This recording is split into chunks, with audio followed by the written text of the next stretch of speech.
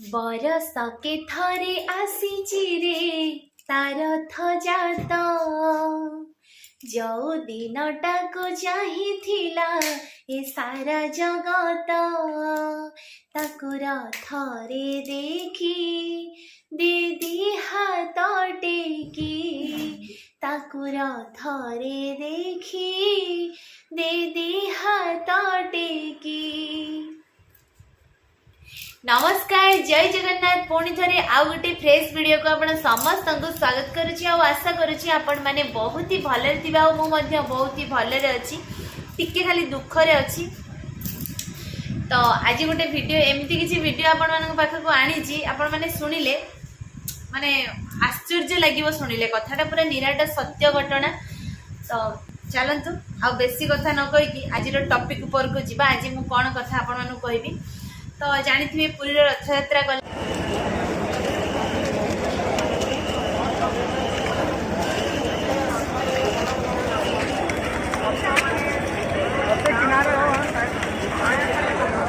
और रथयात्रा बहुत लोकंकर माने कौन कहबे बहुत लोक आघात होती आ किसी जन हॉस्पिटल पड़ती आ सबुठु बड़ कथा है नंदीघोष रथ माने जो दिन रथ यात्रा थिला से दिन जमा भी गड़लानी माने बड़ दांड माने श्रीमंदिर सामने गोटे इंच माने इंचे भी रथ गड़ला ना।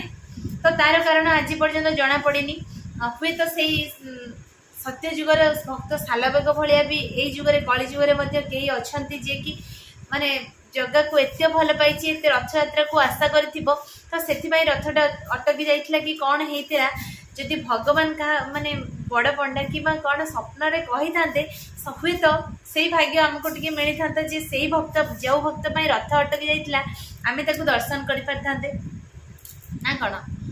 तो मोर भी बहुत इच्छा थिला ए वर्ष रथ यात्रा जगन्नाथ पाखक जीवी आ दर्शन करी आ सबुठु माने बड़ कथा ठाकुर रथ दौड़ी टाणी आ सबुदिन आम पूरी जाऊँ आम जाऊँ कहीं जगन्नाथ को दर्शन करने किंतु वर्षरे गोटे दिन रथ यात्रा जगन्नाथ महाप्रभु निजे आसती बाहर को माने सी भक्त को दर्शन करने आसती ना वर्षक 12 मास जाक भक्त ही पाखक जाती आ गोटे दिन थाए जी कि भगवान ही आसती भक्त मान को दर्शन करने। तो मुझे जापारे तो मुझे जापारी मो भाई जाइला रथ यात्रा मोर बहुत इच्छा थिला जे मो भाई जाइए रथ यात्रा आगे मोबाइल वीडियो कॉल करी कहबी जे मत जगह दर्शन कर बड़ दाण्ड। तो बहुत इच्छा थिला तो से इच्छाटा मोर भी मरीगला मु तो निजे जापारे कि भाई भी मत जगह दर्शन कर पारानी कहीं जानी सांग मैंने। तो मो भाई जेहेतु राति काली जदि रथ यात्रा माने काली थिला रथ यात्रा तो मो भाई आज राति जगन्नाथ जाइला तो गला परे सी जस्ट भूर ट्रेन रू माने जगन्नाथ एक्सप्रेस ओल्ला सी जाइकिना माने बड़ दाण्ड तार बैगटा स्टाण्ड रखी आउ तार निज फोनटा पाखे रखी काले किए फोन फान कर कि कौन सी फोनटा पाखे माने सुट्र आग पकड़े रखी। तो माने बड़ दाण्ड जस्ट पहुँचू पहुँचू ताको एमती घेरी गले माने सेठी कौन कहल भक्त जी अच्छा ना तार माने अधा अधी लोक आसुच्च खाली चोरी करने माइंड रखिछन किछि माने भक्त केवल सबू माने केते प्रकार भक्त ही अच्छा कौ मैंने जगह दर्शन करने आउ कौ मैंने चोरी करने केते कौन प्लानिंग रे सब जाइछन्ती है। तो से भीतर माने से चोर मान का हाबुड़े मो भाई पड़ जाइतिला। तो जेतेबेले सी जस्ट बड़ दाण्ड रे पहुँची जाइछि माने ताको एमिति ताको चोर माने एमिति घेरी गले माने से देखुची कि ता मोबाइलटा काढ़ी नहीं जाउचंदी माने से हाथ कि देह तर किछि भी हल्लै पारोनी ए बळे सिचुएशन सेठी थिला। तो जेतेबेले मोबाइलटा ता पॉकेट रु बाहर करके नहीं गले सेतेबेले से लोक पाखु जाइथिला तो देखिला ता पाखरे फोन नाही आउ सी देखिले आउ जणे तो एमती कि ना पूरा मोबाइलटा सेठू गायब हो गला है एते माने तक मन भांगीगला जेहेतु यही रिसेंट सी 2-4 मास है फोनटा आनी तो मोबाइल तो गला गला गोटे कथा इंपोर्टेंट डॉक्यूमेंट थाए मोबाइल आ जानी गोटे गरीब लोक ना जिते गोटे खटिकी मोबाइलटा आनी थाए मोबाइल हो कि जेकोसी गहना हो जेकोसी जिनस गोटे हजिगले ना बहुत बाधे सतरे हृदय को है। तो मोर भी आशाटा भांगीगला मरीगला जे मु भाभी जे मो भाई जाइए जहाँ भी मु तो जापारे कितु ताको कहबी जे तू डायरेक्ट पूरा वीडियो कॉल कर मो जगह को से थी दर्शन करी है ସେଇଟା ବି ହେଇପାରିଲାନି। ମତେ ବହୁତ ଦୁଃଖ ଲାଗିଲା, କାନ୍ଦ ଲାଗିଲା। ତ ଏମିତି କାହିଁକି ହେଲା, ମାନେ ମାନେ ଏଇ ଯୋଉ ଗରିବ ଲୋକମାନେ ଜଗା ଦର୍ଶନ କରିବାକୁ ଯାଉଛନ୍ତି ଆଉ ଏମିତି ଚୋର ମାନେ ଯୋଉ ଚୋରି କରୁଛନ୍ତି ମାନେ ଡରରେ ଲୋକ କେହି ମାନେ ଗୋଟେ ଶାନ୍ତିରେ ଜଗା ଦର୍ଶନ ବି କରିପାରୁନି।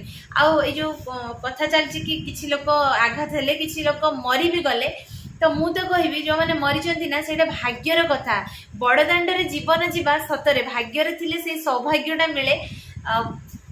ମାନେ ମତେ ତ ଭାରି ଖୁସି ଲାଗେ, ଆନନ୍ଦ ଲାଗେ। ତ ଆମେ ଘରେ ଗାଁରେ ମଲେ ଆମକୁ ଗାଁ ମଶାଣିରେ, ଆଉ ବଡ଼ ଦାଣ୍ଡରେ ପୁଡ଼ିଲେ ଆମେ ସ୍ୱର୍ଗ ଦ୍ୱାରରେ ପୁଡ଼ା ହବ, ମାନେ ଭଗବାନଙ୍କ ଦାଣ୍ଡରେ ଭଗବାନଙ୍କ ସାମ୍ନାରେ ପୁଣି ମରିବ, ଜୀବନ ଯିବ।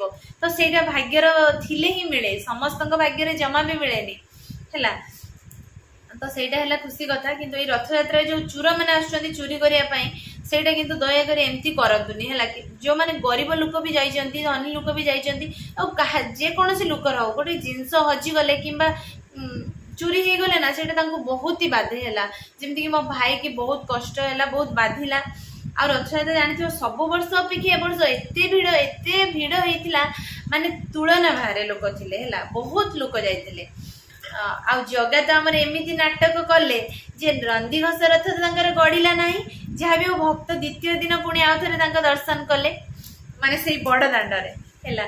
ସେଇଟା ବି ଗୋଟେ ଭାଗ୍ୟର କଥା ଥିଲା। କିଛି ଭିଡ଼ିଓ ନଥିଲା, ତ ସେଇ ଭିଡ଼ିଓଟା ଯୋଉଟା ସତ୍ୟ ଘଟଣା ଉପରେ ହେଇଛି, ତ ସେଇଟା ମୁଁ କହୁଛି ଯୋଉମାନେ ପୁରୀ ଯାଉଛନ୍ତି ଦୟାକରି ଆପଣମାନେ ଯୋଉ ଷ୍ଟାଣ୍ଡ ହେଇଛି, ମୋବାଇଲ ଷ୍ଟାଣ୍ଡ ଅଛି, ବେଗ୍ ଷ୍ଟାଣ୍ଡ ଅଛି, ଆପଣମାନେ ଦୟାକରି ସେଇଠି ରଖନ୍ତୁ। ଏଠି ପୁରା ସୁରକ୍ଷିତ ରହିବ। ନିଜ ହାତରେ ମୋବାଇଲ କିମ୍ବା ପର୍ସ ବେଗ୍ କିଛି ବି ନେଇକି ଯାଆନ୍ତୁନି, ନହେଲେ ଏଇଭଳି ମୋ ଭାଇ ଭଳି ଅସୁବିଧାର ସମ୍ମୁଖୀନ ଆପଣମାନେ ବି ହେବେ ହେଲା। ତ ଆପଣମାନେ এই ଭିଡ଼ିଓ ମାଧ୍ୟମରେ ଯୋଉମାନେ ଦେଖୁଛନ୍ତି ଭିଡ଼ିଓଟିକୁ ନିହାତି ସତର୍କ ହୁଅନ୍ତୁ। ଯୋଉମାନେ ପୁରୀ ଯାଉଛନ୍ତି ବଡ଼ ଦାଣ୍ଡରେ ତ ଜମା ବି ଖୋଲାମେଲା ଏମିତି ମୋବାଇଲ ଧରିବା କିମ୍ବା ପକେଟରେ ରଖିକି ପର୍ସଟା ବୁଲିବା, ଯେହେତୁ ଆଗକୁ ବାହୁଡ଼ା ମଧ୍ୟ ଅଛି, ତ ଆପଣମାନଙ୍କୁ ଟିକେ ସତର୍କ ରହିବା ପାଇଁ ପଡ଼ିବ ହେଲା।